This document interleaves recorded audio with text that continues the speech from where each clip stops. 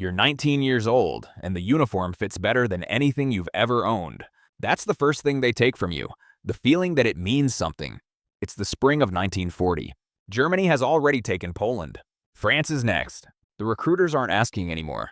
They're telling. Your papers arrive on a Tuesday. Your mother reads them twice, sets them on the kitchen table, and goes back to making bread. She doesn't cry. She's already done her crying in private, where you couldn't see. You report to the Wehrmacht induction center in Munich on a Thursday morning with 200 other men. Most of them are your age, some are younger. One of them, standing 2 spots to your left in the formation, is named Hans. He's got a party pin on his lapel and the kind of certainty in his eyes that only comes from never having been proven wrong about anything yet. He shakes your hand like he already knows you're going to be friends. You will be, for a while. Basic training is 16 weeks. You learn to march before you learn to shoot. You learn to obey before you learn to think. The sergeant tells you that thinking is for officers and that your job is to be a rifle that walks. You tell yourself he's wrong. After 3 weeks, you stop thinking it. Your first letter home takes you 4 nights to write. You keep starting it and stopping it. You want to tell your mother the truth, that the food is bad and your boots raise blisters and the man in the bunk above you screams in his sleep. But what you write is, I'm fine. The weather is good. Hans says hello. You don't finish the letter. You fold it and put it in the front pocket of your tunic, meaning to add more tomorrow. You never do. After training, you're assigned to the 6th Infantry Division. Your unit gets orders for France. The crossing takes 9 hours in the back of a truck. Hans spends the whole ride talking about what they'll do once Paris falls. You stare out the back of the truck at the road disappearing behind you. France takes 6 weeks. You fire your weapon 14 times. You see 3 men die. None of them are yours. The whole thing feels less like war and more like a very fast, very loud administrative exercise. Germany wins. The papers call it glorious. The men who were there call it efficient. There's a difference. You come home for 10 days. Your mother feeds you until you can't move.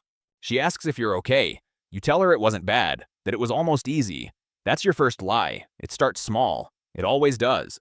They give you the stripe in the spring of 1941. Gefreiter, corporal, 1 extra stripe on your shoulder and 4 extra men under your orders. The promotion comes with a speech from your lieutenant about duty and the fatherland and the natural order of things. You stand at attention and feel nothing except the weight of the responsibility, which is heavier than the stripe suggests. Hans makes corporal the same week. He buys schnapps for the whole barracks to celebrate. You drink 3 glasses and tell yourself this is the last time you'll let the uniform make you feel proud of something you didn't choose. It isn't. June 22, 1941. Operation Barbarossa. Germany invades the Soviet Union on a front that stretches 2,900 kilometers. You are somewhere in the middle of it, in a truck that smells like diesel and sweat, moving east at 40 kilometers per hour toward a country that has no intention of losing. The first week is disorienting. The Soviet Union is so large it doesn't feel like a country. It feels like a fact of nature. The distances are wrong. The roads are wrong. The maps are wrong. You advance 50 kilometers in a day and there's nothing at the end of it except more of the same flat land going further east. The second week, you make contact. The fighting is nothing like France. In France, the enemy retreated. Here, the enemy counterattacks. Here, the enemy doesn't stop when you outnumber them. One of your 4 men, a boy named Richter, 18 years old, from Cologne, who kept a photograph of his dog in his helmet, is killed on the 3rd day of fighting. Not dramatically, he's just there, and then he isn't. You write that in your report as 1 casualty, cause of action, enemy fire. It takes 6 words. You rationalize it the way everyone does. Someone had to be first. Better him than all 4 of them. The mission is bigger than any one man. The generals understand things you don't. You're just a corporal. You follow orders. You do your job. That's what soldiers do. You believe all of it mostly. By autumn of 1941, you've advanced 500 kilometers into Soviet territory. The supply lines are stretched. The nights are getting cold. There are rumors that winter uniforms haven't arrived. Hans is still talking about victory. You've stopped predicting anything. Unteroffizier. Sergeant. The promotion comes not from success, but from survival. Your lieutenant gives it to you because you're the highest-ranking man still standing after a Soviet counteroffensive.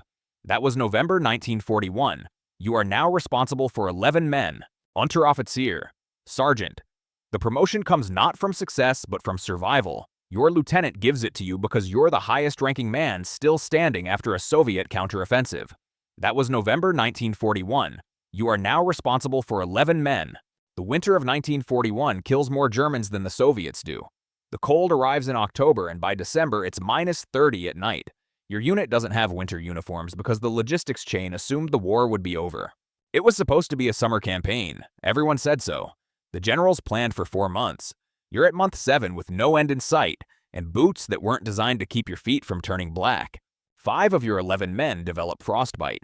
2 of them lose toes. One man, a 22-year-old from Hamburg named Brauer, loses 3 fingers from his right hand and is sent back to Germany. You don't hear from him after that. You tell yourself he's okay. It's easier than thinking about it. Hans comes to find you one night in February 1942. He's lost weight. Everyone has.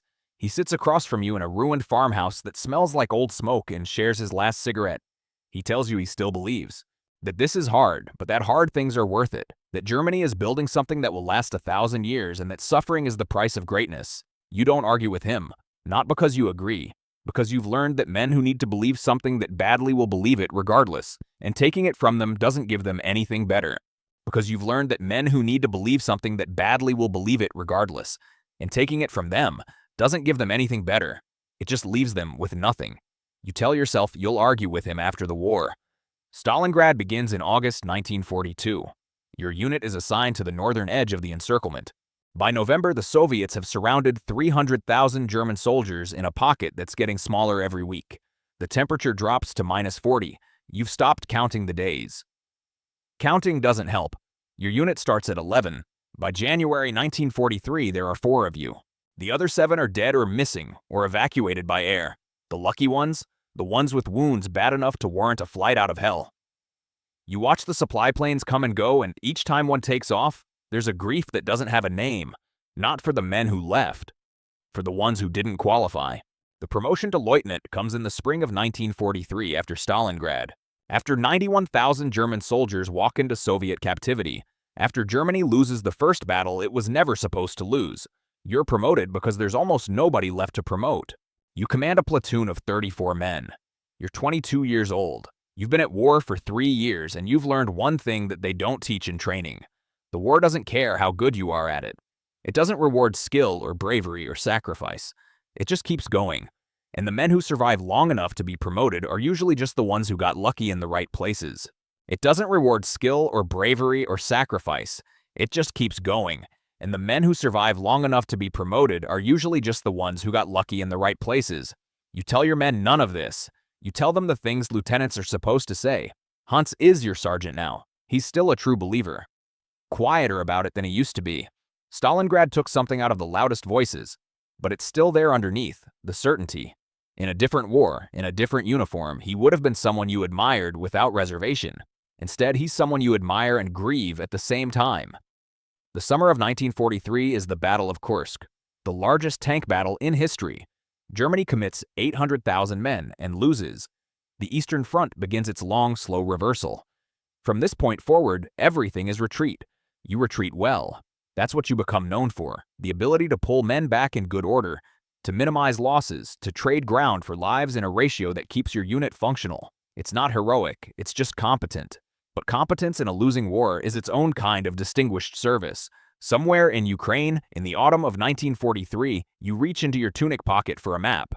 The letter falls out. You haven't thought about it in months. Years, maybe. You unfold it slowly. Your own handwriting, 3 years old, already yellowing. I'm fine, the weather is good. Hans says hello. You sit in a ditch in Ukraine and read those words and feel the full weight of the distance between who you were when you wrote them and who you are now. 3-second hold, emotional peak. The gap isn't measurable. It's not the kilometers. It's something else. You fold the letter and put it back. You don't finish it. You tell yourself you'll finish it when there's something worth saying. There never is. Hauptmann, Captain, 1944. The promotion comes the same week that Allied forces land in Normandy, and the reality that Germany is fighting on 2 fronts settles like a stone in every man's chest. You command 80 men. You are 23 years old. You look 35. The rationalization speech you've been giving yourself for 4 years starts to run out. Germany was supposed to be building something great. That's what they said. That's what Hans still says quietly to the younger men who need it. But great things don't retreat. Great things don't surrender 300,000 men at Stalingrad and lose an entire army group. Great things don't produce the things you've seen in the East that you've filed away somewhere behind a wall in your mind that you haven't opened and won't. You're not a monster. You want to believe that. But you wore the uniform. You followed the orders. You advanced when they said advance and retreated when they said retreat. And in between, things happened that you had the authority to stop and didn't. Because stopping them would have required believing that the uniform was wrong. And if the uniform was wrong, then 4 years of your life were for nothing. And 4 years of your life being for nothing is not something a 23-year-old can afford to believe. So you don't believe it. That's not redemption. It's just how men survive things they can't undo. Hans dies in September 1944, outside Warsaw. A Soviet artillery shell. He doesn't suffer. He's here, and then he isn't. You write the report in 6 words, the same way you wrote Richter's report in 1941. 1 casualty. Cause of action. Enemy fire. At the end of the report, you add 1 line that you'll later cross out before filing. He believed every word of it. Right to the end. You cross it out because it's not military information. You remember it for the rest of your life. Germany surrenders on May 8, 1945. You are somewhere in Bavaria when it happens, walking west with the 11 men still under your command because walking west means American captivity, and American captivity means probably surviving. And you've made it 5 years, and there's something stubborn in you that won't stop now. The Americans process you at a POW camp outside Munich. They take your rank insignia, your weapon, your belt. They give you a bowl of food that's better than anything you've eaten in 2 years. You sit in the dirt and eat it and feel nothing that you have a word for. They release you in August 1945. 3 months after the surrender, you walk out of the camp in civilian clothes they've given you and stand on a road in Bavaria, and the war is over and you have no idea what to do with that information. You're 24 years old. You've been a soldier for 5 years. Soldiering is the only adult thing you know how to do, and the army that taught you no longer exists. Munich is ruins, not metaphorical ruins, physical ones. 68 Allied bombing raids reduced the city to rubble and ash, and the occasional wall standing for no reason. You walk through streets you used to know and cannot find them because the landmarks are gone. The house is still there, part of it. The kitchen is intact. The bedroom above it is open to the sky. She opens the door before you knock. She's standing in the frame, looking at you the way you look at a thing you've almost stopped believing in. Then she grabs your arm and pulls you inside, and that's the end of your war. You don't talk about it. Not to her, not to anyone. Men who came back from the Eastern Front mostly don't. There's a consensus, unspoken, total. Seal it. Move on. Build the thing that comes after. You spend 6 months doing nothing. Then you get a job at a factory. Then a better job. Then a wife. Then children. Then grandchildren. Then a garden that you tend every morning until your knees won't let you kneel anymore. You become, to everyone who knows you, a quiet man. A good man, mostly. A man who doesn't talk about the war. A man who flinches at certain sounds. A man who sometimes wakes at 3 o'clock in the morning and sits at the kitchen table in the dark for an hour and then goes back to bed without explanation. Nobody asks. By the time they could, they already know not to. You die in 1987. You are 66 years old. The war ended 42 years ago. You spent more of your life after it than inside it, and still it was the largest room in a house you couldn't leave. Your daughter clears out your things. In the drawer of your bedside table, she finds a folded piece of paper, old enough that the fold lines have turned dark. She opens it carefully, the way you handle things that might fall apart. It's a letter, written in 1940, in a young man's handwriting she doesn't quite recognize as yours. Short, unfinished, it says, "I'm fine. The weather is good." Hans says hello. There's nothing else. No second page, no explanation. She folds it back the way she found it. She doesn't throw it away.